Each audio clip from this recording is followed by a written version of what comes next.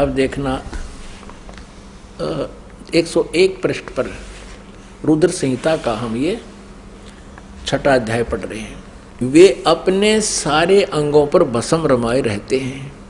उन काल रूपी ब्रह्म ने, इसे काल कहो चाहे ब्रह्म कहो, सर्वपुरुष कहो, ज्योति निरंजन कहो, उन काल रूपी ब्रह्म ने एक ही समय शक्ति के साथ, नाथ नहीं है, शक्ति के साथ यानी दुर्गा के साथ शिवलोक नामक अक्षेत्र का निर्माण किया था। उस उत्तम अक्षेत्र को काशी कहते हैं। वह परम निर्वाण या मोक्ष का स्थान है जो सबके ऊपर विराजमान है। वे प्रिया और प्रियतम रूप शक्ति और शिव, प्रिया और प्रियतम यानी पत्नी और पति रूप में दुर्गा और ये काल रूपी ब्रह्म कहो चाहे इसको सदाशिव कहो, ब्रह्मा विष्णु महेश का पिता। दुर्गा और काल जो परमानंद स्वरूप है उस मनोरम क्षेत्र में नित्य निवास करते हैं। शिव और शिवाने, शिव यहाँ ये काल रूपी ब्रह्म है क्योंकि शिव का रूप धारण भी कर लेता है ये अपने पुत्र जैसा, क्योंकि अपने वास्तविक रूप में कभी किसी के समक्ष नहीं आता। ये शिव यानी इस काल रूपी ब्रह्म ने, ये काल रूपी ब्रह्म ने, शिव और शिवा ने, काल और दुर्गा ने प्रलय काल में भी उस अक्षेत्र को अपने सानिध्य से मुक्त नहीं किया है।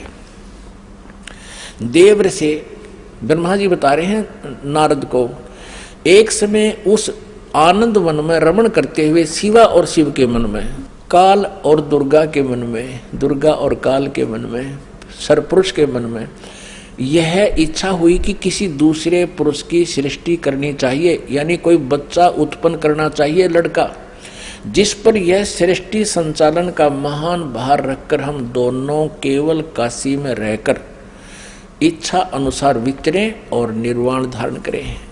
ऐसा निश्चय करके शक्ति सहित सर्वव्यापी परमेश्वर शिव ने, इस काल रूपी ब्रह्म ने दुर्गा के साथ रमण किया।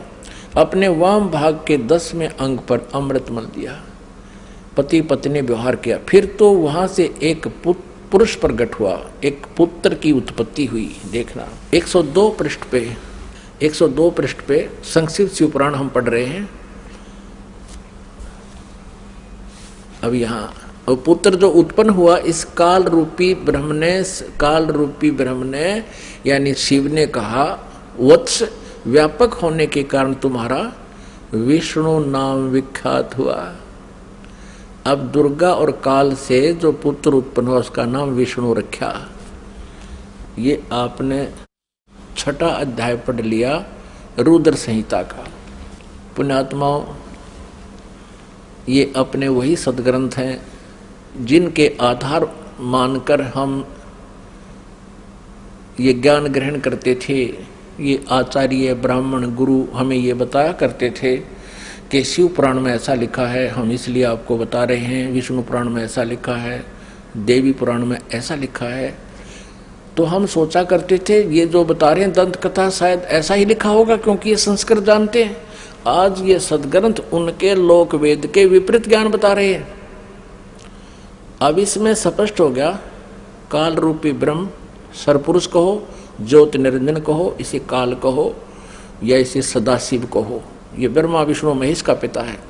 और दुर्गा कहो, प्रकृति कहो, और ये इनकी माता है। इन दोनों के संयोग से श्री विष्णु जी की उत्पत्ति हुई।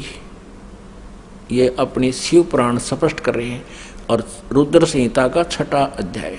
अब आपको 7वें अध्याय में ब्रह्मा जी कहते हैं फिर मेरी उत्पत्ति भी ऐसे की, दुर्गा और काल ने दोनों ने मिलकर ब्रह्म ने। देखिए ये रुद्र संहिता है और ये हमने 6वां अध्याय यहाँ तक पढ़ लिया। अब 7वां देखते हैं 103 पृष्ठ पे।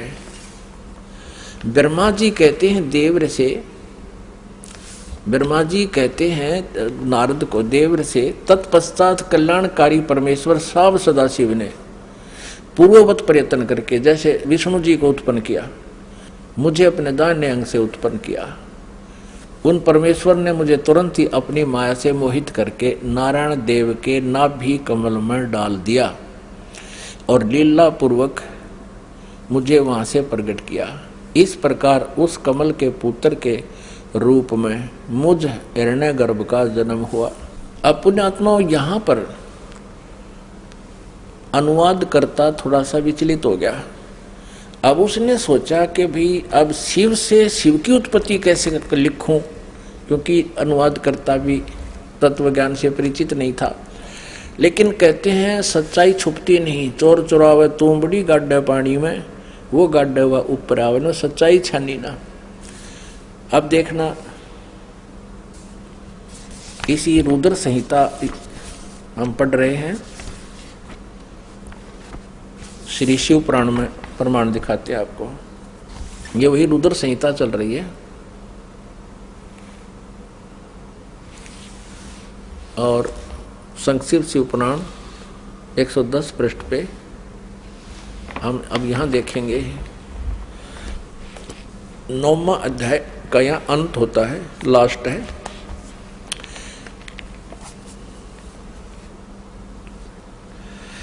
इस प्रकार ब्रह्मा विष्णु और रुद्र इन 3 देवताओं में गुण हैं। इस प्रकार ब्रह्मा विष्णु रुद्र इन 3 देवताओं में गुण हैं, परंतु शिव गुणातीत माने गए हैं। अब देखो 3 ये है, ब्रह्मा विष्णु और रुद्र, और ये काल रूपी ब्रह्म इनसे अलग है। 4 हो गए और स्पष्ट करते हैं।